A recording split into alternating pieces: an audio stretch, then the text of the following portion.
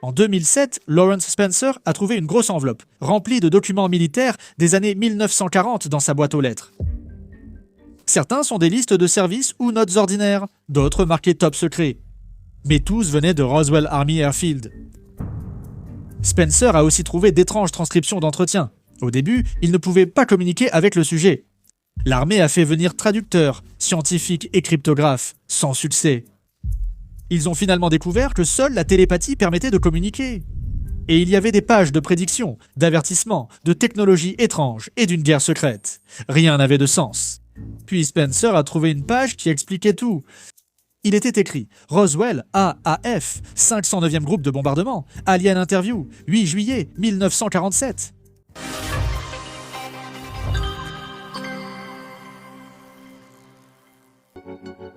Matilda McElroy, infirmière de l'armée américaine, avait un secret qui pouvait lui coûter la vie, alors elle resta silencieuse. Puis elle a eu un cancer.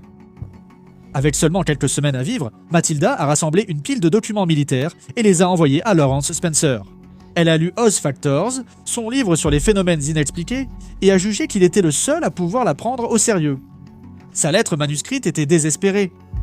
J'ai gardé ce secret pendant 60 ans. Maintenant, j'ai 84 ans. J'ai décidé de raconter cette histoire parce que je pense que les gens devraient connaître la vérité. Son histoire a commencé le 8 juillet 1947. Matilda était infirmière de vol dans le corps féminin de l'armée de l'air, au 509e groupe de bombardement à Roswell. En arrivant à la base ce matin-là, elle comprit qu'il s'était passé quelque chose.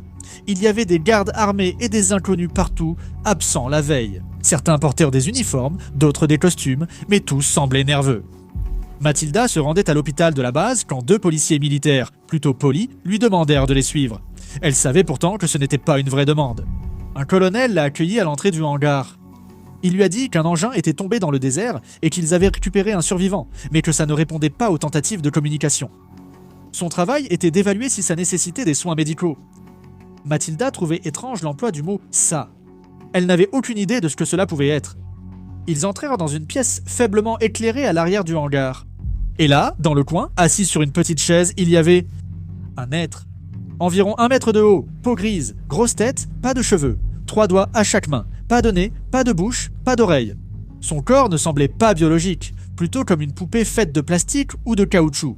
Pas d'organes internes, pas de système reproducteur. Un corps de chien en plastique infernal sans système reproducteur.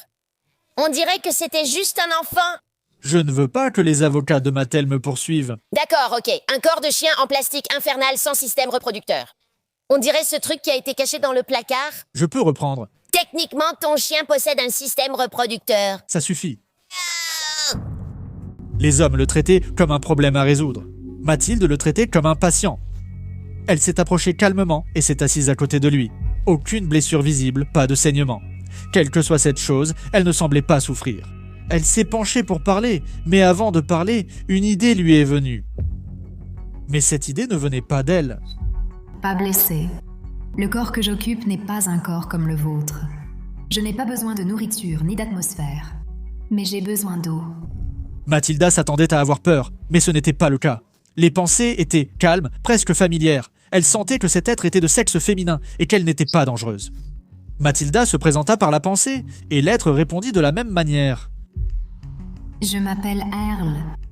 Tu es la seule ici à ne pas me cacher tes pensées. Elle a interrogé Earl pendant 6 semaines. Les transcriptions comptaient des centaines de pages. Earl a parlé à Matilda d'une guerre. Une guerre qui durait depuis des milliers d'années, à travers des milliers de galaxies. Une guerre dont la plupart des humains n'avaient pas connaissance et ne pouvaient pas connaître. Parce que selon Earl, les humains ne sont pas ce qu'ils croient être. Pas du tout même.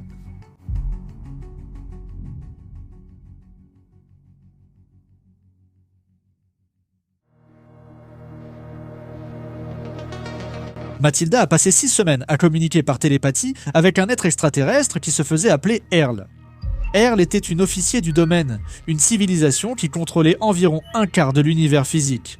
Pas seulement la galaxie, l'univers. Le domaine opère dans cette région de l'espace depuis des milliers de milliards d'années. Notre civilisation est ancienne. Par-dessus tout, notre seul objectif est de progresser. Le domaine opérait sur des planètes, des lunes et des astéroïdes à travers des milliers de galaxies. Mais il n'était pas seul.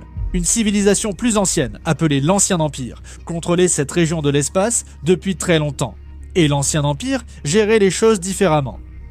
Alors que le domaine s'étendait par l'exploration, l'Ancien Empire maintenait le contrôle par la force, les armes nucléaires, la guerre électronique et le contrôle mental à l'échelle planétaire. Le contrôle mental à l'échelle planétaire. Eh bien, je pense que la CIA vient d'allumer une cigarette et a dit « D'habitude, ça n'arrive pas aussi vite ». Après des millénaires de conflits, le domaine a finalement triomphé, mettant fin à la guerre, du moins en apparence. Le problème, c'est que l'Ancien Empire avait des bases, du matériel et des systèmes automatisés dispersés sur des milliers de mondes. La plupart se sont arrêtés à la chute du gouvernement, mais quelques systèmes ont continué à fonctionner seuls, dont un dans notre système solaire. Earl a été envoyé pour enquêter. Une décharge électrique a rendu la navigation hors service, et l'appareil s'est écrasé près de Roswell. Mathilda a demandé comment elle avait survécu à l'accident. Pourquoi n'était-elle pas blessée ou souffrante ? Je suis une ISBE, un être spirituel immortel. Une ISBE existe en tant que pure conscience. Nous pouvons créer, nous déplacer et percevoir à n'importe quelle distance. Nous utilisons la forme physique uniquement comme un outil. Donc, les corps sont facultatifs ? Le peuple d'Earl en utilisait un pour une mission, puis l'enlevait une fois terminé. Le corps gris, assis sur cette chaise à Roswell, n'était qu'un moyen. Earl a expliqué que chaque être conscient dans l'univers est un être spirituel immortel. Même les humains. Mais Mathilda a dit que les humains ne sont pas éternels. Et ils ne peuvent évidemment pas projeter leur conscience partout dans l'univers. Toi, tu peux, et tu l'as fait pendant de nombreuses années, mais plus depuis que tu as été envoyé ici. Earl a alors expliqué la vérité sur la Terre. Ce n'était pas une planète. C'était une prison.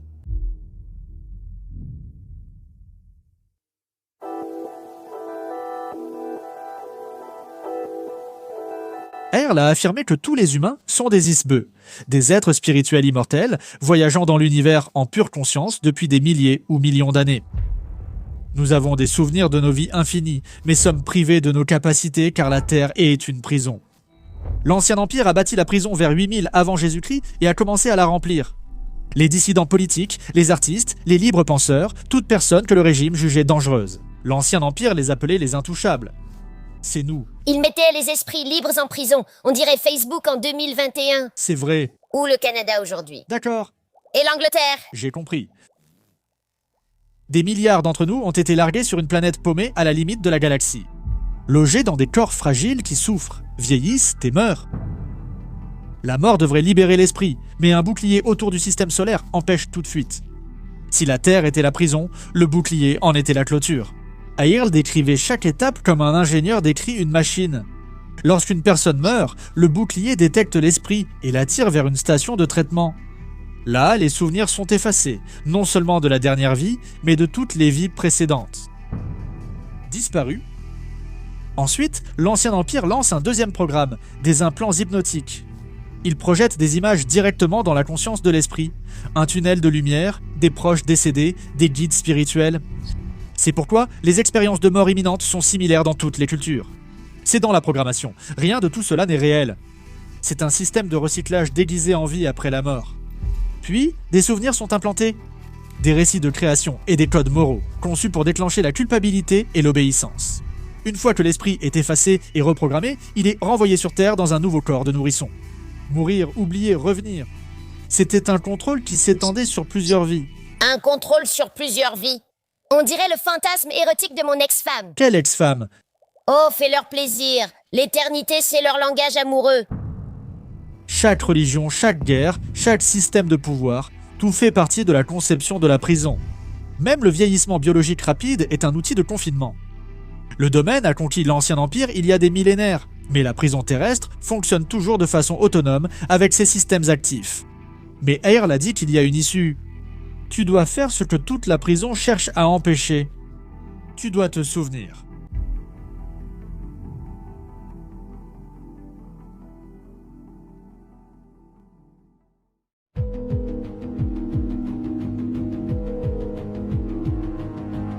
Earl a expliqué que l'histoire derrière la prison et la planète était bien plus complexe qu'on ne l'imaginait.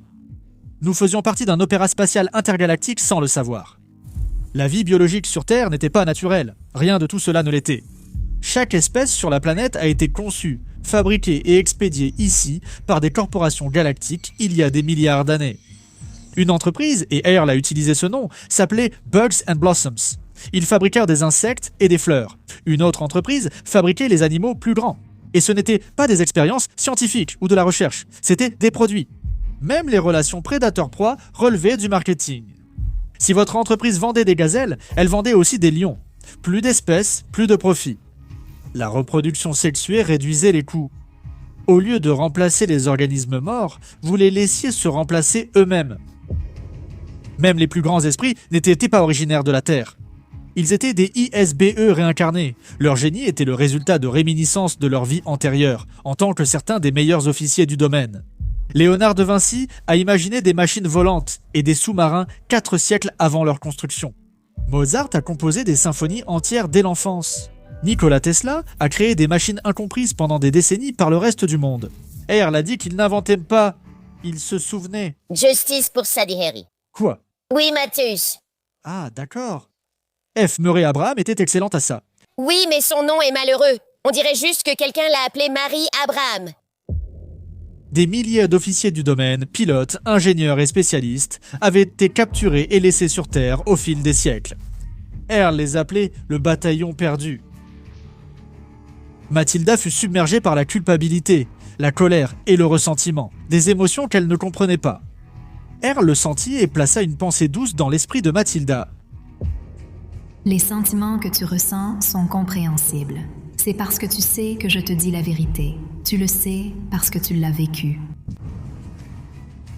Selon Earl, l'un des officiers piégés du bataillon perdu était l'infirmière assise de l'autre côté de la table.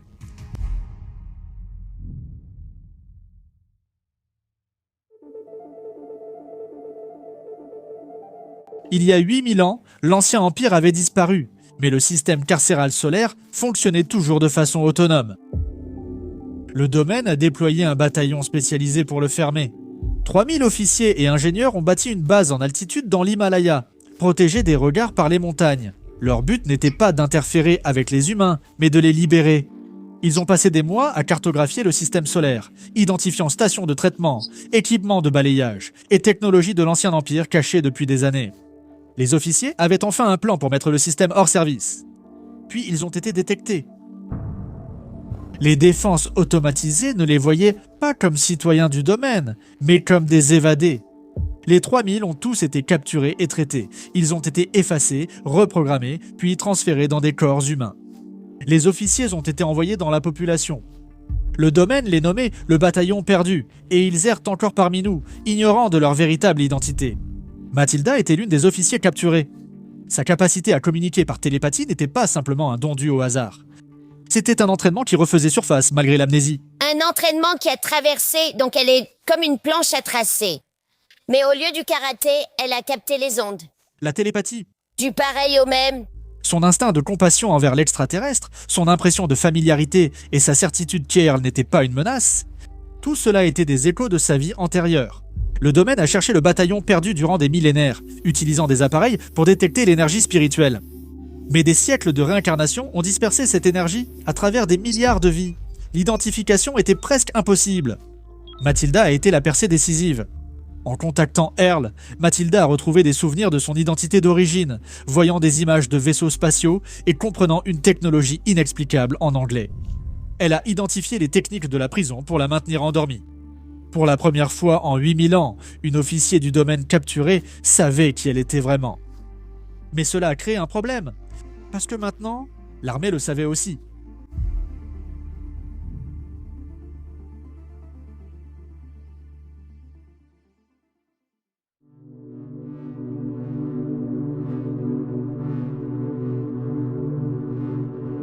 En 6 semaines, Mathilda et Earl ont reconstruit quelque chose que la prison avait détruit il y a 8000 ans. Un lien entre 2 officiers du domaine. Mais Earl a transmis des connaissances qui les ont mis en danger. L'armée a enregistré chaque mot que Mathilda disait. Mais il ne pouvait pas enregistrer la télépathie, la communication précédant les paroles de Mathilda. Le sténographe n'a eu que ce que Mathilda a choisi de partager. Le reste était invisible. Cet arrangement tenait tant que l'armée faisait confiance à Matilda, mais cette confiance s'est épuisée. Le 12 août, ils ont séparé Matilda d'Earl. Ils voulaient l'extraterrestre selon leurs propres conditions. Pas d'infirmière, pas de télépathie. Mais Earl ne voulait pas coopérer, alors l'armée a décidé d'utiliser la force. Matilda a observé depuis derrière la cloison vitrée. Ils ont apporté du matériel d'électrochoc et attaché des électrodes à la tête d'Earl. Ils ont débuté avec une faible intensité, puis, sans réaction, ils ont augmenté le courant. Des électrochocs. Les militaires pensaient qu'ils innovaient. C'était l'outil utilisé autrefois par l'Ancien Empire pour effacer les souvenirs. Earl n'a pas résisté, elle n'a pas réagi. Elle a jeté un dernier regard à Matilda à travers la vitre. Puis elle est partie. Un instant, il y avait encore une conscience derrière ses grands yeux, et l'instant d'après, plus rien. Juste une poupée grise sans vie sur une table. L'armée a passé des heures à tenter de la ranimer, sans succès. Matilda savait que rien ne fonctionnerait. Elle n'était pas attristée par la disparition d'Earl, mais soulagée. Et l'armée l'a remarqué. Quoi qu'Earl ait partagé avec Matilda pendant ces 6 semaines, que ce soit écrit ou non, cela ne pourrait jamais être révélé. Elle a été forcée de signer des documents l'engageant au secret absolu. Si elle prononçait un seul mot, elle serait condamnée pour trahison et exécutée. Alors elle a signé. 1947! Le gouvernement étouffe l'affaire Rajwell et fait taire une infirmière télépathe. Jackie Robinson brise la barrière raciale. Une grande année pour les opérations secrètes. Quoi? Finalement, Matilda a repris la vie civile. Au fil des ans, elle a eu quelques contacts télépathiques avec Earl et retrouvé des souvenirs de sa vie d'officier du domaine. Elle comprenait la technologie et les méthodes employées par la prison pour nous piéger. Elle savait comment aider. Mais le temps pressait. Elle avait 83 ans. Sa santé déclinait. Bientôt, elle mourrait et perdrait sa connaissance du domaine et de l'Ancien Empire. Elle perdrait sa capacité à briser le cycle. En 2007, elle manquait de temps. Le colis qu'elle a envoyé à Lawrence Spencer était une tentative désespérée et finale. Je serai recyclée par le processus d'amnésie et réinsérée dans le corps d'un autre bébé pour tout recommencer. Sans aucun souvenir de ce qui s'est passé avant, ces documents doivent être publiés. En 2008, Spencer a publié les transcriptions intitulées Alien Interview, devenant l'une des affaires, avec un contact extraterrestre, les plus célèbres de l'histoire des ovnis. Matilda n'a pas vécu assez longtemps pour le voir, mourant avant la sortie du livre. Le système qui l'avait enfermé depuis des millénaires l'avait ramené en son sein. Effacé, reprogrammé et renvoyé sur Terre. Donc, il y a quelqu'un là dehors en ce moment qui possède les souvenirs de Matilda et le savoir de milliers de vies. Elle aurait environ 17 ou 18 ans. Elle pourrait travailler l'été, réviser ses examens ou stresser pour l'université. Le soir, elle consulte son téléphone, regarde des vidéos et écrit à ses amis. Lors de ces rares nuits calmes, je parie qu'elle ressent qu'elle fait partie de quelque chose de plus grand, qu'elle est importante et a une raison d'être inexplicable. Elle n'a aucune idée que quelque part, enfouie au plus profond de sa conscience, sous les devoirs, les histoires et le téléphone qui ne s'arrête jamais, elle détient le savoir pour sauver le monde.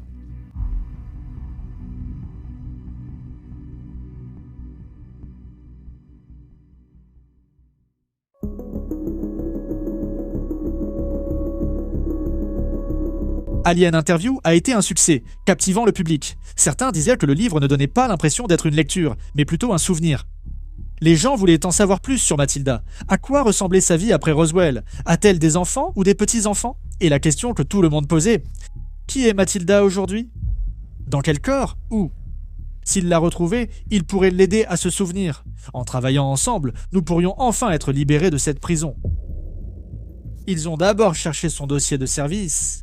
Il n'existait pas. L'armée n'avait aucune trace de Matilda O'Donnell McElroy, mais selon le livre, elle avait changé de nom et avait été placée sous protection des témoins.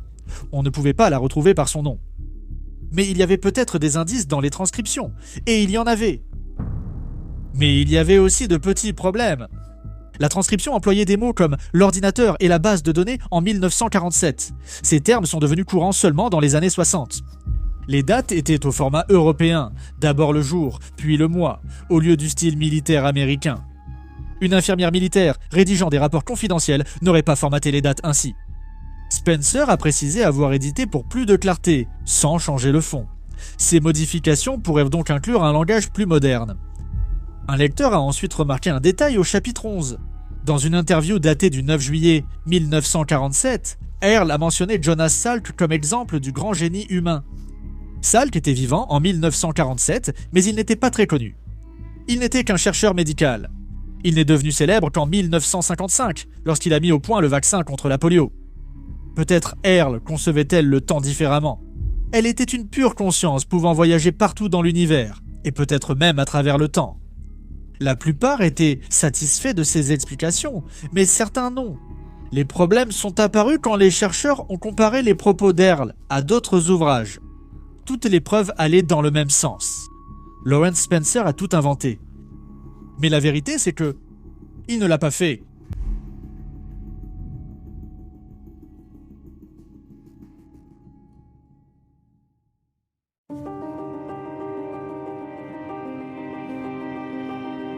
Les lecteurs étaient indignés. Le livre était-il réel ou fictif? Earl existait-elle? Mathilda était-elle réelle?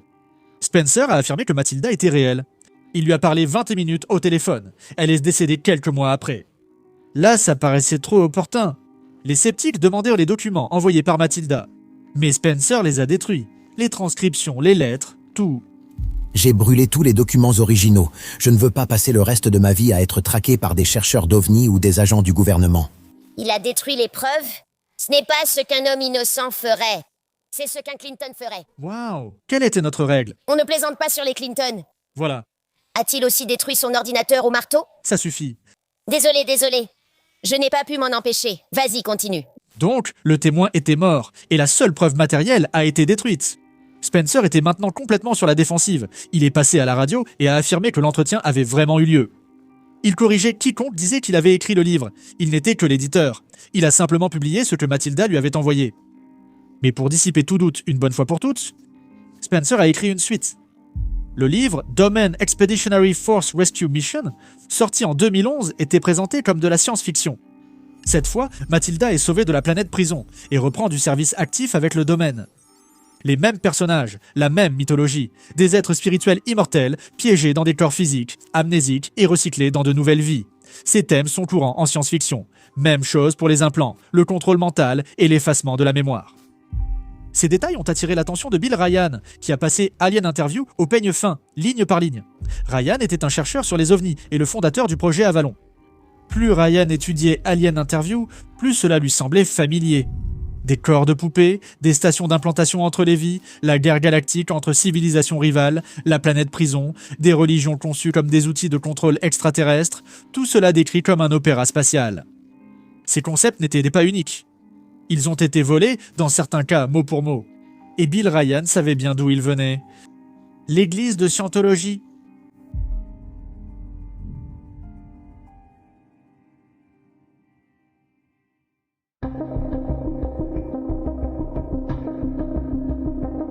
Le livre de Spencer remerciait Wikipédia dans les remerciements, précisant que le contenu s'appuyait largement sur la page consacrée à Roswell. Remercier Wikipédia n'est pas bon signe. Et en 2000, il a envoyé un email à Graham Hancock où il a admis avoir été scientologue pendant 31 ans. Il a dit qu'une grande partie de son livre précédent appliquait les principes de L. Ron Hubbard. Maintenant, il parlait d'Oz Factors, mais ça en dit long. Spencer a passé la majeure partie de sa vie en tant que scientologue. Son premier livre appliquait les principes de Hubbard à travers le prisme du magicien d'Oz. Son second livre reprenait ces principes via le prisme de Roswell. Rappelez-vous, son premier livre, The Oz Factors, était celui que Mathilda a lu. C'est pourquoi elle a choisi Spencer comme la seule personne susceptible de la prendre au sérieux. L'histoire d'origine de toute l'affaire remontait à un livre, basé sur la scientologie. Et donc toute cette histoire est un complot basé sur une religion, elle-même basée sur un auteur de science-fiction. C'est comme une dinde farcie façon L. Ron Hubbard. Je ne vois pas. Où est-ce, Shelley? Choisir Roswell pour son prochain livre était une bonne idée. La communauté ufologique a passé des décennies à recueillir des témoignages de personnes présentes à Roswell. Des officiers militaires, des agents du renseignement, des croque-morts, des infirmières, des personnes qui se sont manifestées à la fin de leur vie, sans rien à gagner et beaucoup à perdre. Ces témoins existent. Leurs récits se rejoignent d'une manière difficile à écarter. Spencer a pris ce mystère comme point de départ, bâtissant une fiction sur des faits, ce qui renforce le réalisme de l'ensemble. Des millions de personnes adorent ce livre. Les critiques sont excellentes. Beaucoup l'ont lu d'une traite et ont retrouvé leurs souvenirs dans l'histoire. Quelqu'un l'a qualifié de livre le plus important jamais écrit. Ces personnes ont ressenti quelque chose. Le matériau de départ était faux, mais l'émotion était réelle. L'idée de la planète prison accomplit ce que peu d'explications sur la vie font. Elle vous dit que votre souffrance a une cause. Vos limites sont artificielles. Vous n'êtes pas un pur accident biologique sur un caillou sans importance. Vous êtes un être immortel, doté de pouvoirs réprimés, piégé par des forces qui vous dépassent. Et un jour, si assez de gens se réveillent, les murs de la prison tomberont.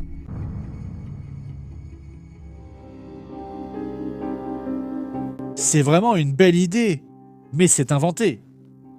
Mais c'est peut-être la vraie leçon. Pas que nous nous soyons fait avoir, mais nous étions si prêts à l'être. Spencer a réussi parce que les gens veulent une raison pour laquelle la vie est si difficile. Un homme qui a perdu sa femme à cause d'un cancer lit ce livre et se dit que peut-être elle est encore quelque part, piégée dans le cycle, juste, en train d'attendre de se souvenir. Une fillette qui ne s'est jamais sentie à sa place pense qu'elle est peut-être plus que ce que le monde lui dit. Ce n'est pas de la crédulité, c'est de l'espoir. Et peut-être que c'est suffisant. Nous savons tous comment ça finit, personne n'en réchappe. Et savoir cela peut ressembler à une malédiction. Mais cela signifie aussi que chaque jour que tu as est important. Ne perds donc pas de temps à chercher une prison à blâmer ou un cycle à rompre. Concentre-toi sur la joie, là, maintenant. Si tu traites chaque jour comme si c'était le dernier, savoir qu'on va mourir n'est pas une malédiction. C'est un cadeau. Alors traite-le comme tel.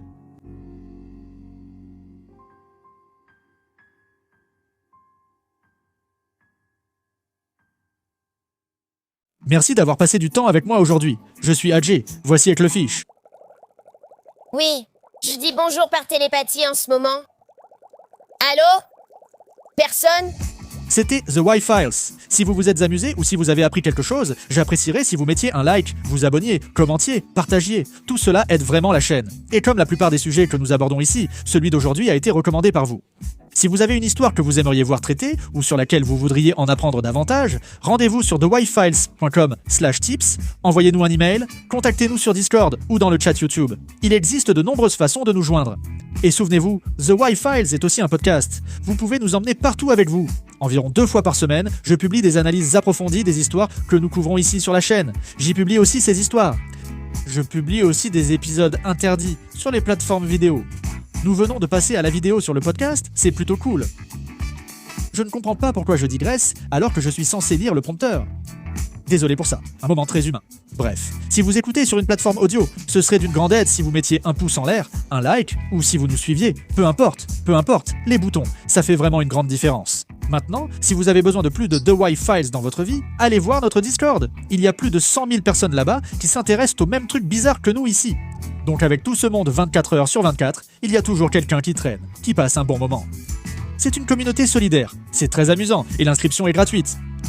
En parlant de 24 heures sur 24, allez voir notre diffusion en continu 24 sur 24 sur The Y-Files Backstage. Nous y diffusons les épisodes à la suite avec du contenu amusant et unique entre chacun. En réalité, la discussion en direct est plus divertissante que les vidéos.